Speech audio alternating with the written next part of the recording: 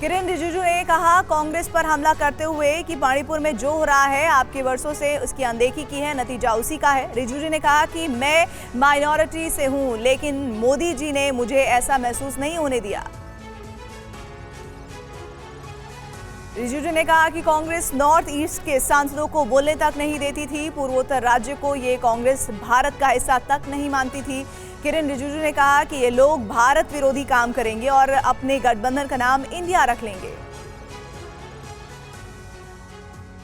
NCP सांसद सुप्रिया सुले ने कहा मोदी सरकार ने 9 साल में क्या किया, सरकारें गिराई, महंगाई बढ़ाई और जुमला दिया। सुले ने कहा सरकार ने पिछले 9 साल में 9 राज्यों में सरकार गिराई।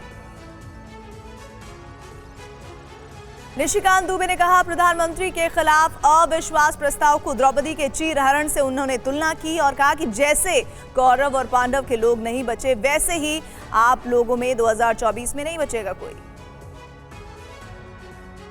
निशिकांत दुबे ने कहा अविश्वास प्रस्ताव क्यों आया है, सोनिया जी यहां बैठी हुई हैं, उनकी 2 संस्कृति है, भारतीय नारी की तरफ से उन्हें बेटे को सेट करना है और दामाद को भेंट करना है। खड़गे ने निशिकांत दुबे के बयान का विरोध किया।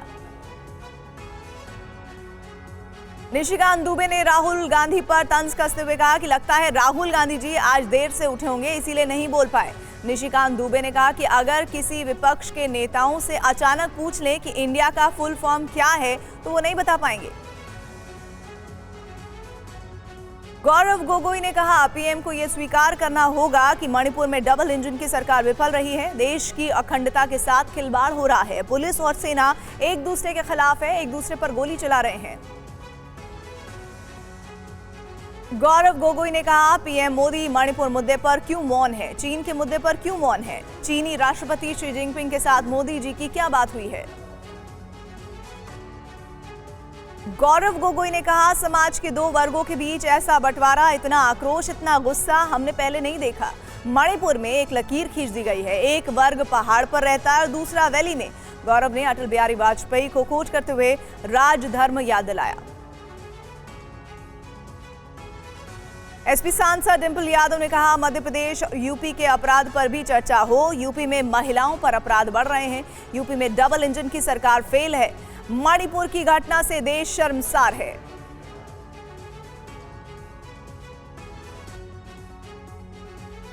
सीएम एकनाथ शिंदे के बेटे श्रीकांत शिंदे ने कहा कि एक समय महाराष्ट्र में हनुमान चालीसा पढ़ने पर रोक थी। शिवसेना उद्धव गुट के सांसद अरविंद सावंत ने कहा ये भगोड़े लोग हमें हिंदुत्व ना सिखाएं। दिल्ली में एआईसीसी हेडक्वार्टर में असम के कांग्रेस नेताओं के साथ मल्लिकार्जुन खड़गे की मीटिंग, राहुल गांधी भी बैठक में रहे मौजूद। लोकसभा चुनाव की रणनीति को लेकर चर्चा हुई। लोकसभा की सदस्यता बहाल होने के बाद राहुल गांधी को सरकारी बंगला वापस मिला। राहुल गांधी को 12 तुगलक लेन का बंगला आवंटित किया गया। बंगला वापस मिलने पर राहुल गांधी ने कहा मेरा घर पूरा हिंदुस्तान है।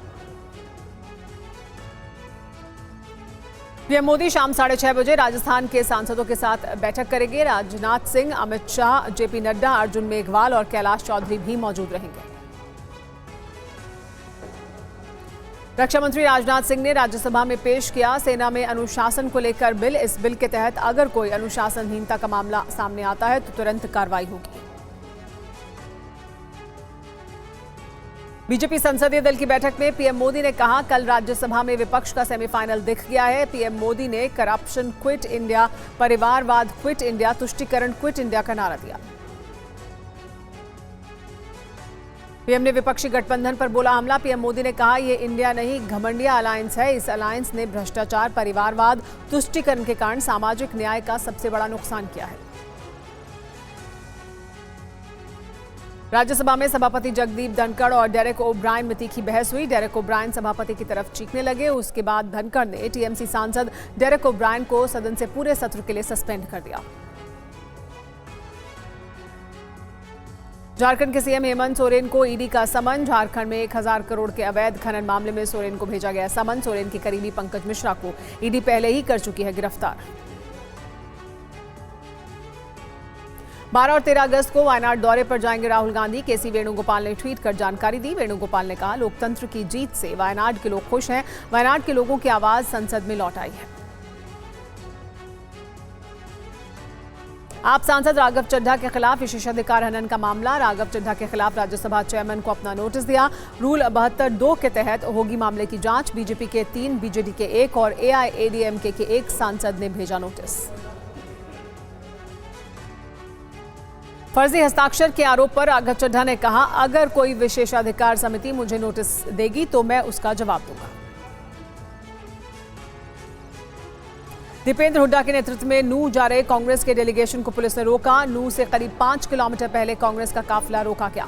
बॉर्डर पर भारी पुलिस बल तैनात। मध्य प्रदेश के विदिशा में retired store keeper Ashfaq Khan के कई ठिकानों पर लोकायुक्त की छापेमारी। टीम को छापेमारी में करोड़ों की संपत्ति मिली।